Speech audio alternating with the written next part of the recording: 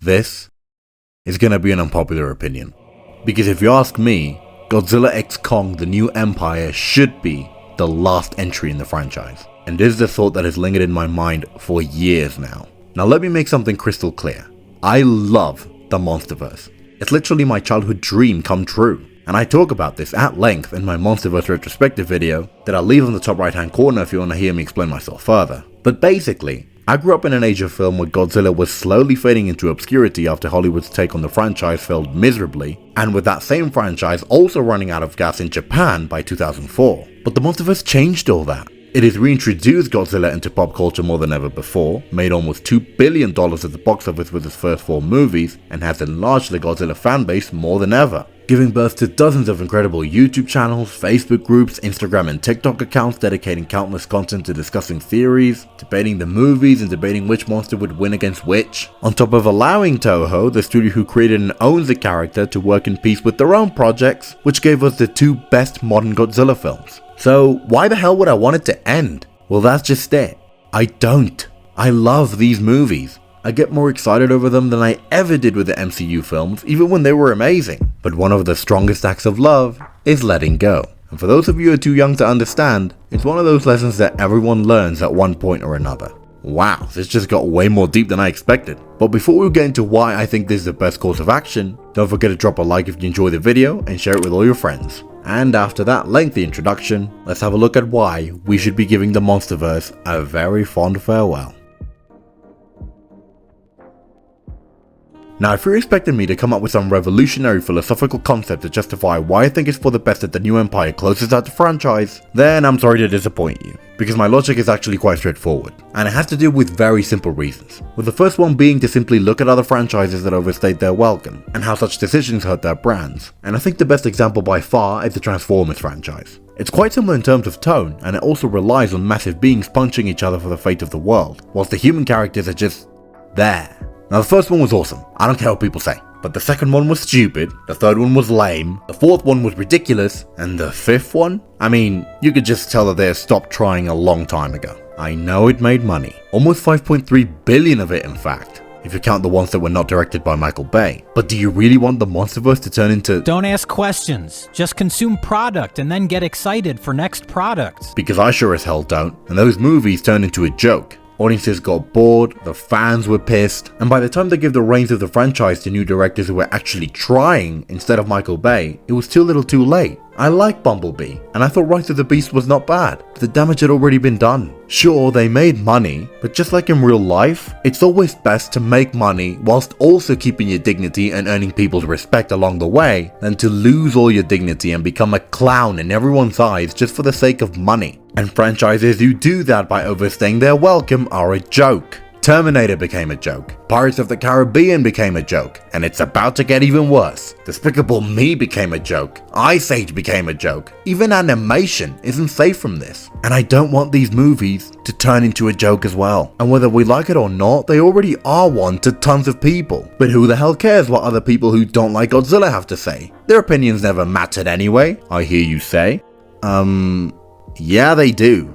And they always have. Production studios that throw $150 to $200 million at a movie certainly do care. And I'm sure Disney does as well after making everyone stop caring about Star Wars by destroying it and turning it into yet another joke. But Godzilla doesn't have the luxury that a franchise like Star Wars does. Because if those guys had just sat down and thought of a story that lasted for 3 movies with a cohesive vision, without political propaganda and without actively vandalizing George Lucas's vision, that's it. That's all they had to do to make that trilogy work. The Monsterverse doesn't have such privileges, because if 2014 had flopped, then Warner Brothers would have pulled the plug right then and there. But since it did well, they were like, okay, we don't know how to make a plan with a cohesive storyline like the Infinity Saga is doing, because our main characters can't talk, but we can set up a fight with Kong, or we need other rights. And then the next film's tone was literally all over the place, with it randomly playing rock songs in the background, Kong being minuscule compared to Godzilla even though he was supposed to fight him, and plenty of casual moviegoers back then probably had no idea that Skull Island was even connected to Godzilla at the time. Then King of the Monsters obviously lost the grounded tone set by 2014, and then Godzilla vs. Kong shifted the tone even more, with the films now focusing mostly on spectacle, which makes sense. I mean, Godzilla vs. Kong was a versus movie.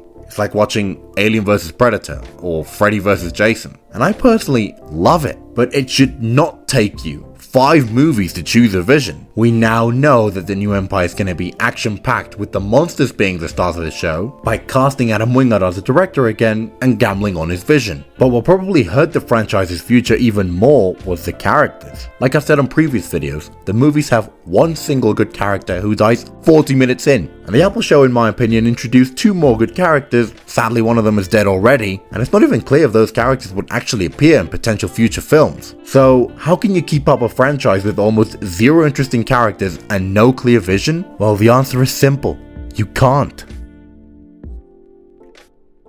And now we get to the main argument that has been inside my head since before Godzilla vs Kong even came out. How do you sell Godzilla? Or should I say, how do you keep selling Godzilla? Well, once again, the answer is simple. You just wait 16 years after the previous flop was released and 10 years after we last saw him, so you can make a modern retelling of Godzilla. Then you do the same thing with King Kong, and then you follow that up with a Godzilla movie with all the classic Toho monsters, giving them all a brand new modernized look with CGI. And then you remake King Kong vs Godzilla almost 60 years later. You pay homage to the original fight, respect both characters' legacies, giving them both time to shine, and then you have to make them work together in the end by adding a new badass final boss. Okay, we already got Mothra, Rodan, King Ghidorah. Which one of the other famous ones is left? Oh my god, I know! You make them fight Mechagodzilla. Yeah, it's gonna be f***ing awesome. And then you make a movie with them being best pals now, yes! Yeah, but make it edgy, like, so they still gonna hate each other at first, but then you're gonna have them team up again so that they... Right, okay, enough taking the piss. You get my point. And that point is, how the hell are you gonna make another movie after this one? Giant monsters aren't superheroes where you could just take a bunch that nobody knows and turn them into household names through a great script and a great director and charismatic performances. There's only so much you can do with giant monsters. They can't talk.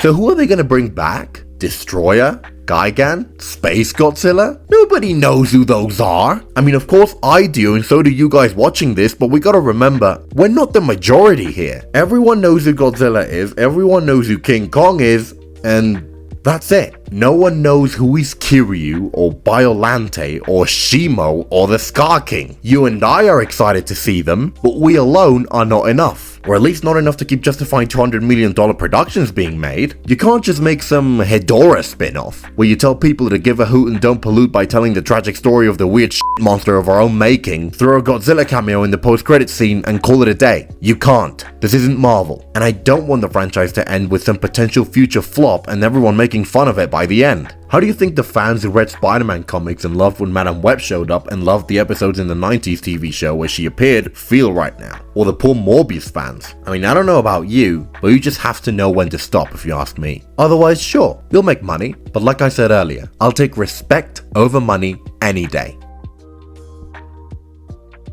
Long ago, the big franchises lived in harmony, but everything changed when the Flopbuster attacked. Now, there's obviously many different factors as to why the term Flopbuster took over since the turn of the decade, and there's no time to get into it in detail unless you want the video to take another hour to get to the point. But basically, the combination of out of place, dishonest, entitled, and downright unethical political propaganda vandalizing every big movie from late 2015 onwards has finally taken its toll. On top of incompetent, entitled studios and executives constantly attacking, alienating, and blaming fan bases for their own idiocy, coupled with overly bloated budgets forcing projects to play their movies and stories safe and not take any risks, releasing these corporate and predictable storylines are just some of the main reasons as to why I'm very worried for the Monsterverse's future. And one of the main things that makes me adore the Monsterverse the way I do is that it's arguably the only big movie franchise out there that has almost completely steered away from this bullshit from beginning to end, and I literally couldn't be more proud or pleased about that. And if these monster movies continue to steer away from the political pandering and keep being a breath of fresh air for audiences that are tired of being lectured, then Godzilla may endure a bit longer in Hollywood. That way, the Monsterverse may stand out as simple, honest attempts to entertain people and not lecture them compared to other franchises that are up in flames at the moment. So if the Monsterverse is to continue, it must stay on this lane no matter what. And the problem is that this has taken a toll regardless of whether the Monsterverse was involved in this or not, because audiences are simply not that interested in going to the cinema anymore. Theaters took massive hits because of the pandemic when it shut them down, and the numbers aren't back to what they used to be before the pandemic. Streaming services took their customers away, and the strike like last year that lasted for 6 months, or I think even longer than that, didn't help much either. So as things stand, 150, 200 or $250 million plus productions are going to continue to struggle to become huge hits. And if 2023 is anything to go by, then Godzilla X Kong sadly might be in for a tough time at the box office. Look at The Flash, Renfield, Wish, Shazam 2, The Marvels, Indiana Jones and the Fail of Destiny. You serious?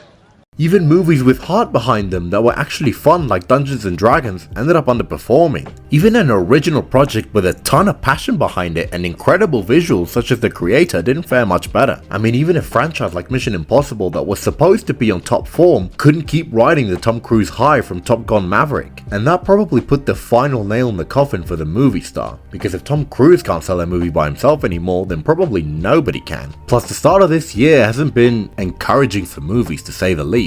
Although I gotta say that Dune has been an incredible breath of fresh air, and it's actually owned by the same studios, Warner Brothers and Legendary, just like Godzilla is at the moment. So that can probably only help Godzilla X Kong in the long run, if I'm being honest. But you also got the fact that some idiot thought that releasing a new Ghostbusters movie a week before was a good idea. A film with a damn ice villain in it, by the way. Meaning that we're literally gonna get 2 different goddamn movies playing in cinemas at the same time where the villain freezes a beach and threatens to freeze everything. What are the f***ing chances?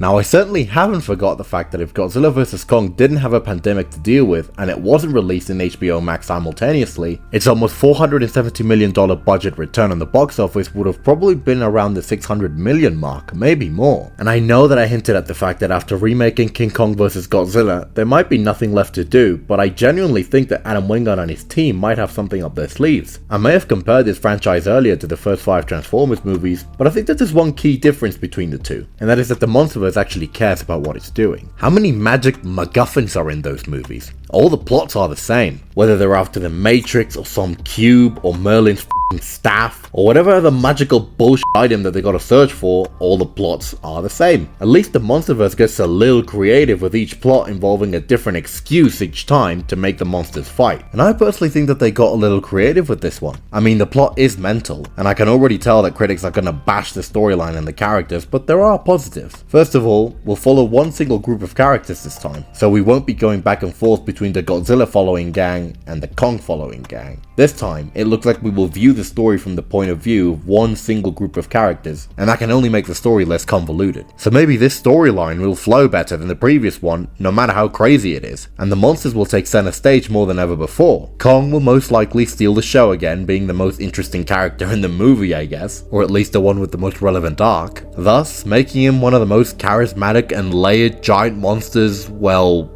ever. And this crazy story will definitely take the genre towards new territory. An evil Kong with an army? Yes, it's insane, but given the craziness that this world has already established, it weirdly makes sense within the laws of this world. Because if these apes were indeed this large, imagine how many f***ing neurons they would have. If real apes can use tools and build primitive societies in real life, then these massive ones could definitely take that a step further. They're definitely gonna make Godzilla fans happy by letting him use his nuclear pulse for the first time in this franchise, and let's see what other fan service we get. They're gonna give him a brand new form, and even though pink isn't the most badass color for him, I think that it's the right call. A darker version of the pink has already been done, purple has already been done, green has technically already been done, red is too reminiscent of Mechagodzilla, who is evil in this timeline, and you can't just make him keep the blue because that wouldn't signify enough change, and you also can't give him a random color like grey or gold or something, because that wouldn't really fit the character. And I think that the idea of Kong fighting an anti-Kong whilst Godzilla goes up against an anti-Godzilla is fascinating. Certainly not groundbreaking in terms of storytelling, but you can tell that the people behind these movies have actually had a blast making them, and that they've actually put heart and effort into them. So, bearing all of this in mind, if Godzilla X Kong is indeed a breath of fresh air without any political messages, it's just as fun as the last one, has fun and badass moments that add characterization and personality to Godzilla and especially Kong so that the audience can connect with him, doesn't have that many human characters hopefully, and if Scar King and Shimo wow audiences like I think they will, then this movie will probably hit that $500 million mark, which is probably required to keep the franchise going, or at least $450 million. And I personally think that Scar King and Shimo look to be two of the most interesting additions additions to the Godzilla universe in a very long time. So don't worry, I could be proven wrong. Maybe this movie is simply so much fun that a sequel will be in order, and maybe season 2 of Monarch Legacy of Monsters will come as well. And then we would just hope that the movie after this one really is the end, so we don't overstay our welcome. But who knows? Maybe the future is actually brighter than I think. The first trailer probably didn't do this movie justice, but the second one was incredible. And I think that the hype for this movie is now significant. And not to mention that Godzilla just won his first Oscar. And that can only help this movie as well. And I'm definitely not predicting a flop. I hope it's well received, because if it's a mixed bag with more negatives than positives, then the next hypothetical installment might actually flop hard this time, and that's exactly what I'm afraid of. Hopefully, however, it won't come to that. I really wanted to talk about what to expect with the movie, what to expect with Godzilla, Kong, Scar King, and especially Shimo. I don't know why, but I somehow cannot describe my excitement with this monster. I genuinely think that it could turn into one of the coolest looking and most powerful Godzilla villains ever, but I don't want to make this video an hour long. And I know that I talked way more like a movie critic than a fan for this video, but I think that the critical approach was more necessary for this one. But just in case I didn't make myself clear at the beginning, I love the Monsterverse. I cannot wait for this movie. I hope it's the biggest box office hit of 2024, but I'm just being realistic. And if this is indeed the end of the Monsterverse, then what a journey it was. An incredible 10-year-long journey indeed, giving me dozens of moments that I could only imagine as a kid. And for that, I couldn't be more grateful. So if the franchise is gonna go out, then let it go out all guns blazing. Let it go out with a bang, like I'm sure this movie will be. As always, thank you all very much for watching. Leave a like on this video if you enjoyed it, and drop me a comment letting me know if you couldn't agree or disagree more with me. Keep both eyes open for my review of this movie, my Monsterverse retrospective part 2 where I talk about the 2 films I missed, and for a deeper analysis of Netflix's Avatar: The Last Airbender. So stay tuned, because I certainly hope to see all of you around here very often. But for now, this is me, signing off.